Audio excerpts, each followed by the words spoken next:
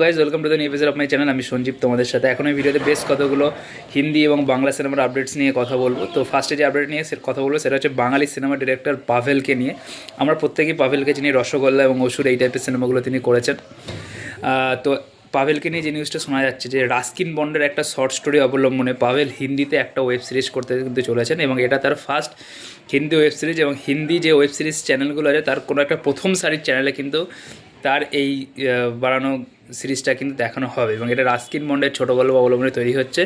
এর মধ্যে অনেক হিন্দি আর্টিস্টদের দেখা যাবে, তার মধ্যে কিন্তু মুখ্য চরিত্রে একজন বাঙালি অভিনেতাকে কিন্তু দেখা যাবে। সেটা কে সেটা এখনও জানা যায়নি, তবে এইটা খবরটা শিওর যে তিনি হিন্দিতে একটা ওয়েব সিরিজ করতে চলেছেন রাস্কিন বন্ডের ছোটো গল্প অবলম্বনে।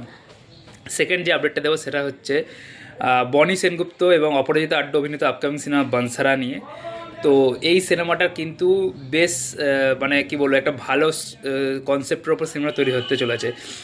এই সিনেমাটায় প্রায় 700 জন টেকনিশিয়ান নিয়ে পুরুলিয়ার জঙ্গলে সিনেমাটা শ্যুটিং হচ্ছে এবং পুরুলিয়ার বিভিন্ন জায়গায় বিভিন্ন গ্রামে এই সিনেমাটা শ্যুটিং হয়েছে। ইভেন এই সিনেমাটার জন্য কিন্তু একটা 40 ফুট উঁচু একটা দেবী মূর্তিও তৈরি করা হয়েছে, যেটাকে বনসারা দেবী বলা হচ্ছে। এবং এটা পুরুলিয়ার ফোকলোর বা মাইথোলজিক্যাল যে বিভিন্ন লিজেন্ড আছে তার সাথে ক্রাইম দুনিয়া, এই দুটো মিশিয়ে কিন্তু এই যে গল্পটা তৈরি হচ্ছে। তো এটার কনসেপ্টটা কিন্তু বেশ ভালো। তো দেখা যাক যে আপকামিং দিনে এই সিনেমাটা নিয়ে কী আপডেট আসে। আপাতত এই যে আপডেট এসছে এটা কিন্তু আমার বেশ ইন্টারেস্টিং লাগছে এই জিনিসটা। এরপরে যে আপডেটটা দেবো সেটা হচ্ছে জিদ্দাকে নিয়ে। জিদ্দা আপকামিং ওয়েব সিরিজ, যেটা নিয়ে অত্যন্ত বেশি হাইপ রয়েছে জিদ্দের ফ্যানেদের মধ্যে এবং বাঙালি সিনেপ্রেমীদের মধ্যে, সেটা হচ্ছে খাকি দ্য বেঙ্গল চ্যাপ্টার, যেখানে মুখ্য চরিত্রে জিদ্দা অভিনয় করছে। এবং এখন যেটা জানা যাচ্ছে এই সিনেমায় খাকি দ্য বেঙ্গল চ্যাপ্টারের অ্যাকশন ডিরেক্টর হিসেবে থাকতে চলেছে আব্বাস আলী মুঘল। ইনি এর আগে অগ্নিপথ, সারফরসের মতো সিনেমায় অ্যাকশন ডিরেক্টিংয়ের কাজ করেছেন বা বেবির মতো সিনেমায় অ্যাকশন ডিরেক্টিংয়ের কাজ করেছেন এবং বাংলাতে জিদ্দার সঙ্গে এর আগে তিনি প্যান্থারে কাজ করেছেন। এবং একটা জিনিস দেখবেন, প্যান্থার মুভিটা যেরকমই হোক, প্যান্থারে কিন্তু অ্যাকশানের কাজ কিন্তু খুব ভালো হয়েছিল। তো এই খাকি দ্য বেঙ্গল চ্যাপ্টারও কিন্তু আবার আব্বাস আলী মুঘল কিন্তু জিদ্দার সাথে কাজ করতে চলেছে। তো দেখা যাক এই সিনেমার এই সিরিজটার আপডেটস কবে আসে, ট্রেলার কবে আসে, এটা কিন্তু একটা দেখার বিষয় হয়েছে এবং এটা সত্যি কিন্তু বাঙালিদের মধ্যে একটা খুব হাইপ তৈরি করেছে এবং দেখা যাক যে জিদ্দার কেরিয়ারের একটা one of the biggest turning point এটা হয় কিনা। এর পরের যে আপডেটটা দেবো সেটা হচ্ছে বিক্রম এবং সোহিনী সরকার অভিনীত আপকামিং বাংলা সিনেমা অমর সঙ্গীকে নিয়ে। তো অমর সঙ্গীর ট্রেলার আগের দিন লঞ্চ করা হয়েছে। এই ট্রেলারের কনসেপ্টটা কিন্তু আমার বেশ ভালো লেগেছে, যে একটা ভূতের সাথে প্রেম, প্রবাবলি সোহিনীর সাথে বিক্রমের বিয়ে হয়েছিল, তারপরে সোহিনী মারা যায় এবং তারপরে তার আত্মাটার সাথে সে প্রেম করে এবং এই কনসেপ্ট এবং পরবর্তীকালে তার মধ্যে একটা কী বলবো, একটা বিবাদ বা দ্বন্দ্ব দেখা যায় যখন বিক্রমের লাইফ অন্য একজন কেউ এসে যায়, অন্য একজন মহিলা আসে। তো এইটা আশা করি একটা মানে কী বলবো, হরর কমেডি জনরার সিনেমা আছে যার মধ্যে ইমোশনালও একটা বড় পার্ট আছে। তো এই কনসেপ্টটাকে কিন্তু কেউ বলতে হবে না এটা যে প্যানে ফ্যামিলি ড্রামা, এই ড্রামা এসব কিন্তু বলতে, এই যে কনসেপ্টগুলো নতুন ইন্ডাস্ট্রিতে, ঠিক আছে, এই যে ভূতের সাথে প্রেম তার সঙ্গে কমেডি, এই জিনিসগুলো কিন্তু নতুন। এই জিনিসগুলো আপনি যে খবর নিয়ে দেখেন সাউথ ইন্ডাস্ট্রিতে, মারাঠা, পাঞ্জাবি ইন্ডাস্ট্রিতে প্রচুর হয়ে থাকে এবং সেগুলো খুব সাকসেসফুলি চলে। তো আমাদের এখানে আসলে আমাদের কিছু সো কল্ড এডুকেটেড দর্শক বলে এগুলো ফ্যামিলি ড্রামা, এই ড্রামা ওই ড্রামা, তো এইগুলো কিন্তু সেরকম নয়।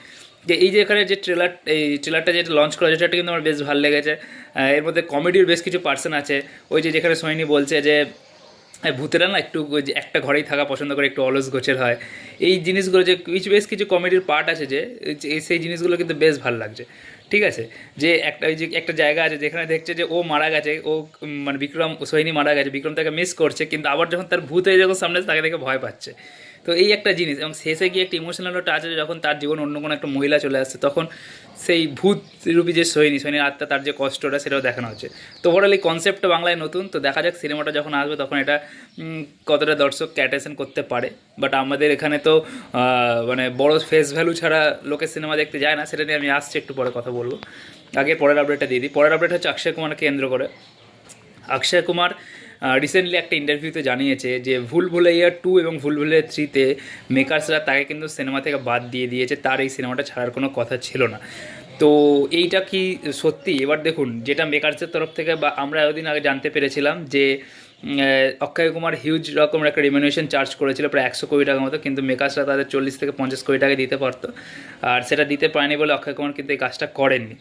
এবার অক্ষয় কুমার বলছে যে তারা তাকে নেয়নি। এবার এটা হতেই পারে যে তার চার্জ অনেক বেশি ছিল, সেই জন্য তাকে হয়তো নেয়নি। বাট দেখুন, নেয়নি সেটা তো আমি জানি না। বাট একটা জিনিস ঠিক, ভুল ভুলাইয়াতে, এটা আমি অক্ষয় কুমারের ফ্যান নয়, অক্ষয় কুমারের কমেডির আমি অবশ্যই ফ্যান।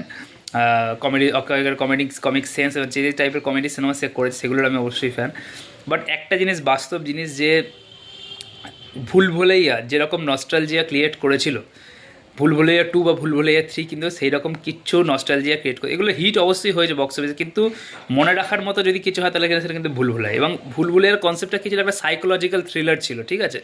কিন্তু ভুল ভুলাইয়া 2-3তে সেটা সম্পূর্ণ ভূত করে দিয়েছে। ভুল ভুলাইয়া কিন্তু মানে আপনার কি বলবো, ভূতের সিনেমা কিন্তু বলতে পারেন না, হরার এলিমেন্ট ছিল, কিন্তু সেটা যে ভূতের সিনেমা সেটা না। এখানে কি দেখানো হয়েছে যে বিদ্যা বালান ওই যে গল্প, ওই মঞ্জুলিকার গল্প পড়ে পড়ে এতটাই হয়েছে সে নিজেকে মঞ্জুলিকা হয়, মঞ্জুলিকার দুঃখের সঙ্গে সে নিজেকে কানেক্ট করতে পেরে সে মঞ্জুলিকা হয়ে যাচ্ছে, ঠিক আছে। এটা সাইকোলজিক্যাল একটা স্টোরি ছিল, কিন্তু এই ভুল ভুলাইয়া 2-3তে সেটাকে সম্পূর্ণ ভূতের স্টোরি করে দেওয়া হয়েছে। তো সত্যি বলছি, ভুল ভুলাইয়া আমি দেখেছি, ভুল ভুলাইয়া 2 দেখেছি, 3টা দেখা হয়নি। বাট 3 ট্রেলার তো দেখেছি বা বিভিন্ন ক্লিপিংসগুলো দেখেছি। তো কোনো জায়গায় আমার এটা মনে হয়নি যে এটা কখনোই সেই ভুল ভুলাইয়ার যে লেভেল, সেই লেভেলটাকে ম্যাচ করতে হবে। ইভেন ওখানে রাজপাল যাদবদেরও যে ক্যারেক্টারগুলো আছে, রাজপাল যাদবের যে ক্যারেক্টারটা, ওই ক্যারেক্টারটা 3টে সিনেমাতেই তো আছে, কিন্তু ওই ভুল ভুলাইয়াতে তার যে ক্যারেক্টার ছিল, ওই ক্যারেক্টারটাই কিন্তু সব থেকে বেশি পপুলার আছে এইগুলোর থেকে। তো এটাই হচ্ছে পার্থক্য, যে একটা ভালো ডিরেক্টর, একটা ভালো অ্যাক্টার, তাদের একসাথে নিয়ে আসলে কাজটা ভালো হবে। হিট হওয়াটাই কিন্তু মেন কথা নয়। এই যে ক্লাসিক একটা সিনেমা ভুল ভুলাইয়া যখন রিলিজ করেছে, যখন খুব বড় হিট হয়নি, সেমি হিট হয়েছিল, কিন্তু এই যে তার যে নস্টালজিয়া, তার যে মানে তাকে নিয়ে এত এত পরিমাণ যে ইয়ে হয়েছে, মানে কত মিমস হয়েছে, এই হয়েছে, এটাই তো একটা মানে একটা সিনেমার আসল পরিচয়, যেটা আজ থেকে 100 বছর পরেও থেকে যাবে। কিন্তু ভুল ভুলাইয়া 2-3 কিন্তু আজ থেকে 100 বছর পরে থাকবে না, এটা হচ্ছে কারণ। বাট অক্ষয় কুমার কেন ছেড়েছে বা তাকে মেকার্স নেয়নি, নাকি তিনি অত্যধিক রেমুনেশন নেওয়ার জন্য তাকে মেকার্স নিতে পারেনি, সেটা তো মেকার্সরা জানবে, আর অক্ষয় কুমার জানবে, সেটা আমার পক্ষে জানা কিন্তু সম্ভব না। এর পরের এবং আজকে লাস্ট যে আপডেটটা দেবো সেটা হচ্ছে মিঠুন চক্রবর্তী এবং হানু রাঘোপাটি আর প্রভাসের আপকামিং সিনেমা ফৌজিকে নিয়ে। তো যেটা বিভিন্ন তথ্যসূত্র থেকে জানা যাচ্ছে যে প্রভাস, হানু রাঘোপাটি এবং মিঠুন চক্রবর্তীর ফৌজি সিনেমা হচ্ছে তেলুগু ইন্ডাস্ট্রির সব থেকে বড় বাজেটের সিনেমা হতে চলছে। আমরা যতদূর জেনেছিলাম এর আগে এই সিনেমাটার বাজেট হতে পারে 400 কোটি টাকা, কিন্তু তারা এখন অনেক মেকার্সের তরফ থেকে নয়, বিভিন্ন গ্রাউন্ড লেভেল বা বিভিন্ন পত্রপত্রিকার তরফ থেকে জানানো হচ্ছে যে এই সিনেমাটা কিন্তু তেলেগু ইন্ডাস্ট্রির সব থেকে হাইয়েস্ট বাজেটেড সিনেমা হতে চলেছে।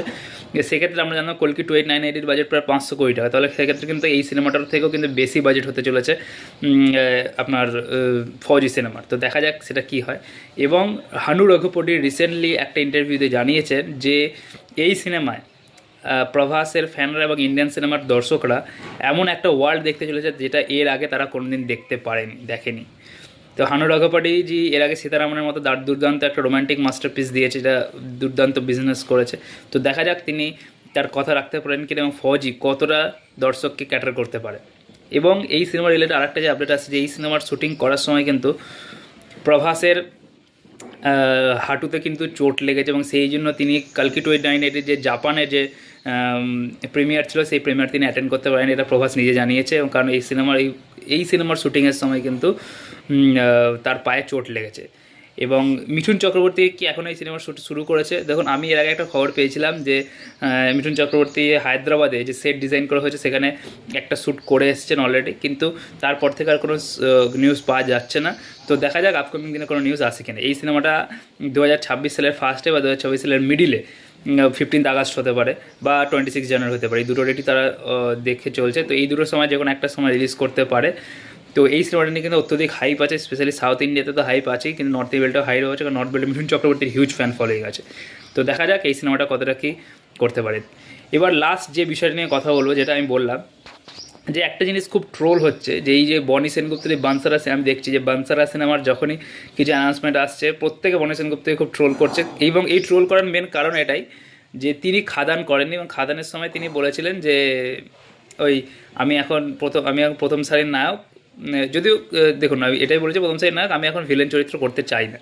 ঠিক আছে, এবার তার কথার মধ্যে কিছু ভুল ছিল, যে তিনি নিজেকে এই প্রথম সারির নায়ক এই জিনিসগুলো বলেছেন। অবশ্যই টায়ার 1 নায়ক কিন্তু নয়। টায়ার 1 নায়ক যদি হয় তাহলে বাংলায় জিৎ দেব, মিঠুন চক্রবর্তী, তারপরে আপনার বুম্বা দায়রাই, তারপরে যারা আছে টায়ার 2, বনি প্রবাবলি টায়ার 3 নায়ক। ঠিক আছে, বাট তিনি বলেছেন প্রথম সারি নায়ক, এটা ঠিক আছে, কিন্তু সেটার জন্য তাকে একটু ট্রোল করা যায়, কিন্তু এখানে আমাদের এখানে বেশিরভাগ ট্রোলটা এই জন্য করা হচ্ছে যে তিনি খাদানটা ছেড়ে দিয়েছেন। তো আমি একটা কথা বলে দেখুন, খাদান আমি দেখেছি, এখানে জন ভট্টাচার্যের যে রোলটা আছে সেই রোলটা এমন কিছুই রোল নয় যে যেটা করলে বনির কেরিয়ার বিশাল হয়ে যেত বা বনির এত কেরিয়ার সাবড়ে যেত, এরকম কোনো কিছু নয়। আপনি দেখবেন জন ভট্টাচার্য এর পরেও এই সিনেমাতে, জন ভট্টাচার্য আমি বলবো বরঞ্চ গোলন্দাজে তার রোল যেটা ছিল সেটাও কিন্তু যথেষ্ট ভালো রোল ছিল। জন ভট্টাচার্যের আগে গোলন্দাজও দেবের সাথে কাজ করেছে। তো এমন কোনো ব্যাপারই নয় যে বনে এটা কাজ করেনি বলে বনের কেরিয়ারে কিছু ক্ষতি হতো। এবার তার এটা হতেই পারে যে এই রোলটা এমন কোনো ইম্পর্টেন্ট রোলই নয়, এই রোল ছিল না বা এমন এমন অ্যাক্টিংয়ের বিশাল জায়গা কিছুই ছিল না এই রোলটার মধ্যে, ঠিক আছে। তো এটা করা না করে, এবং এটা প্রত্যেকটা আর্টিস্টের একটা নিজস্ব চয়েস আছে সে করবে আর কী করবে না, এবং সে শুধু করেনি বলে এবং তাই একটা ভুল স্টেটমেন্ট দিয়ে দিয়েছে বলে তাও কাউকে কিন্তু ছোটো করে কিছু বলেনি, ঠিক আছে। সে নিজের কথা বলেছে এবং নিজের হয়তো মুখ দিয়ে বেরিয়ে গেছে, হতেই পারে স্লিপ অফ টাং, হতেই পারে জিনিসটা, এটা প্রত্যেকটা মানুষের হয়। সে একটা নায়ক বলে তার কিছু ভুল হবে না, এটা কিন্তু এটা কিন্তু বলা খুব ভুল, কারণ সেও একটা মানুষ, ঠিক আছে। তো করেছে বলেই আজকে তাকে যখনই তাকে দেখাবে তাকে দিয়ে ট্রোল করা হবে। আজকে যদি এই যে কনসেপ্টের ওপর বানসারা সিনেমাটা যে দারুণ একটা কনসেপ্ট, এই কনসেপ্টের ওপর যদি জিৎ দেব বা অঙ্কুশ কেউ সিনেমা করতো তাহলে কিন্তু সেটাকে নিয়ে এত ট্রোল হতো না। এই মানুষটা করছে এবং এই মানুষটা একমাত্র খাদান করেনি বলে তাকে নিয়ে যখনই দেখা যায় ট্রোল, হাসাহাসি হচ্ছে, এই হচ্ছে এটা একদমই উচিত নয়। আমি এই জন্যই বললাম যে আমাদের এখানে কোনো দিনই আজকে খাদান যদি আজকে 50 কোটি টাকাও কামিয়ে নেয় তাহলেও কিন্তু কিচ্ছু লাভ হবে না, কারণ একটা খাদান দিয়ে বা একটা বহুরূপী দিয়ে বা একটা চেঙ্গিস দিয়ে একটা সন্তান দিয়ে কোনো দিন ইন্ডাস্ট্রি হিট হয় না। প্রত্যেকটা সিনেমা আমরা যদি 100টা সিনেমা রিলিজ করে তার মধ্যে 60টা সিনেমাকে বক্স অফিসে চলতে হবে, বিজনেস করতে হবে, তাহলে কিন্তু ইন্ডাস্ট্রি ভালো চলবে, ঠিক আছে। আর আমাদের এখানে প্রত্যেকটা লোক ওই খালি মুখ দেখে এটা করেনি তাই ওর সিনেমা দেখবো না, তার সাথে কিন্তু পার্সোনালি কোনো খাড়াখাড়ি কিছুই নেই, কেউ কিছু করেনি, কিন্তু খালি কি এই দেবের সিনেমা বনি সেনগুপ্ত করেনি, সেই না বনি সেনগুপ্ত যে সিনেমা আসবে সেই সিনেমাকে আমরা ট্রোল করবো না। আগে সিনেমাটা আসুক, সিনেমার ট্রেলার আসুক, এই আসুক না আসুক, তারপরে না হয়। আরে বনি সেনগুপ্ত তার সাথে কত নতুন ডিরেক্টর জড়িয়ে আছে, তাদের কত প্রয়াস জড়িয়ে আছে। কে বলেছে ভালো গল্প অন্য কেউ আনতে পারে না? ভালো গল্প খালি বড় স্টাররাই আনতে পারে। কে বলেছে এটা? এটার কোনো মানে নেই, যে কেউ ভালো স্টোরি আনতে পারে। তো প্রত্যেকটা সিনেমাকে সাপোর্ট করা উচিত, এবং এই যে মানে অযাচিত ট্রোল করা একটা মানুষকে এই জিনিসগুলো বন্ধ করা উচিত। সে একটা মানুষের চয়েস হতেই পারে যে কোনো। আজকে অজয় দেবগনের রোলটা জিদ্দাকে অফার করা হয়েছে, জিদ্দা করেন, এটা তার পার্সোনাল চয়েস, তার পোষায়নি সে করেনি। এটা তো যে কোনো মানুষ, দেবদা বড় স্টার বলে তার সিনেমা তাকে করতেই হবে এর কোনো তো মানে নেই। আর সত্যি বলতে জন ভট্টাচার্যের রোলটা করেনি, এটাতে আমার মনে হয় না বনি সেনগুপ্তের কেরিয়ারের কোনো ক্ষতি হয়েছে, কিছুই হয়নি এটা। এবার বা জন ভট্টাচার্য এই রোলটা করেছে বলে তার কেরিয়ারে হিউজ গ্রোথ হয়েছে বলেও আমার মনে হয় না। তো এই ধরনের অযাচিত জিনিসগুলোকে বন্ধ করা উচিত, তাহলেই ইন্ডাস্ট্রির উন্নতি হবে। এবং ছোটো স্টার যারা, এই বিক্রম, অমর সিং, একটা নতুন গল্পের উপর সিরিয়াস, কিন্তু লোকে বলবে এই সেই একই প্যানি ফ্যামিলি ড্রামা। না, এই যে শাস্ত্রী রিলিজ করেছিল মিঠুন চক্রবর্তী, কিছু লোক না দেখেই বলে দিল ফ্যামিলি ড্রামা, কিন্তু এই টাইপের সিনেমা দেখুন আমাদের বাইরের ইন্ডাস্ট্রি যেগুলো আছে, সে মারাঠা, সাউথের ইন্ডাস্ট্রিতে প্রচুর আসছে, মাঝে মাঝেই আসে এই ধরনের সিনেমা, বছর একটা দুটো করে লোকে দেখে, পছন্দ করে, হিট হয়, কিন্তু আমাদের এখানে হবে না। তাহলে কী করে ইন্ডাস্ট্রির গ্রোথ হয়? তারপরে তো অন্যান্য পলিটিক্যাল প্রেশারস তো আছেই, শো দেওয়া হয় না, এই দেওয়া হয় না।